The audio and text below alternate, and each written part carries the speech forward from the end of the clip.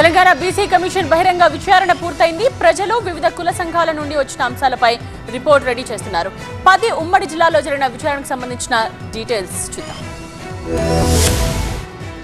Telangana BC commission బహిరంగ విచారణ ముగిసింది. 10 ఉమ్మడి జిల్లాల్లో పర్యటించిన బీసీ కమిషన్ కు విజ్ఞప్తులు వెల్లువెత్తాయి. కుల సంఘాలు మేధావుల నుంచి 1300 వినతులు వచ్చాయి. వీటిలో 1000కి పైగా విజ్ఞప్తులు జనాభా దామాషా ప్రకారం రిజర్వేషన్లు కల్పించాలని వచ్చాయి. 2 నుంచి 4% ఉన్న ఈబీసీలకు 10% రిజర్వేషన్లు కల్పించారని, 50% ఉన్న బీసీలకు కూడా జనాభా ప్రాతిపదికన రిజర్వేషన్లు కల్పించాలని కుల సంఘాలు డిమాండ్ చేశాయి. తెలంగాణ ఏర్పడ్డాక బీసీ జాబితాలోంచి తొలగించిన 26 కులాలను తిరిగి చేర్చాలంటూ హైదరాబాద్ కు చెందిన కుల సంఘాల నుంచి వినతులు వచ్చాయి. ఏబీసీడీ కేటగిరీలోనూ మార్పులు చేయాలని కొన్ని కుల సంఘాలు డిమాండ్ చేశాయి. తమను ఎస్టీ జాబితాలో చేర్చాలని వాల్మీకి బోయలు, ఎస్సీ జాబితాలో చేర్చాలని రజకులు విజ్ఞప్తి చేశారు. విలేజ్ డెవలప్మెంట్ కమిటీలు చేసే కుల బహిష్కరణాలని అడ్డుకోవాలని బీసీ కమిషన్ కు వినతులు వచ్చాయి. విద్య, రాజకీయ పరంగా రిజర్వేషన్ కోటా పెంచాలని ఎంబీసీలు డిమాండ్ చేశారు. వైపు రాష్ట్రంలో ఇప్పటికే 90% సమగ్ర కుటుంబ సర్వే పూర్తయిందని బీసీ కమిషన్ నిరంజన్ తెలిపారు. ఇపై కొంతమంది అపోహలు సృష్టిస్తున్నారని ఆగ్రహం వ్యక్తం చేశారు.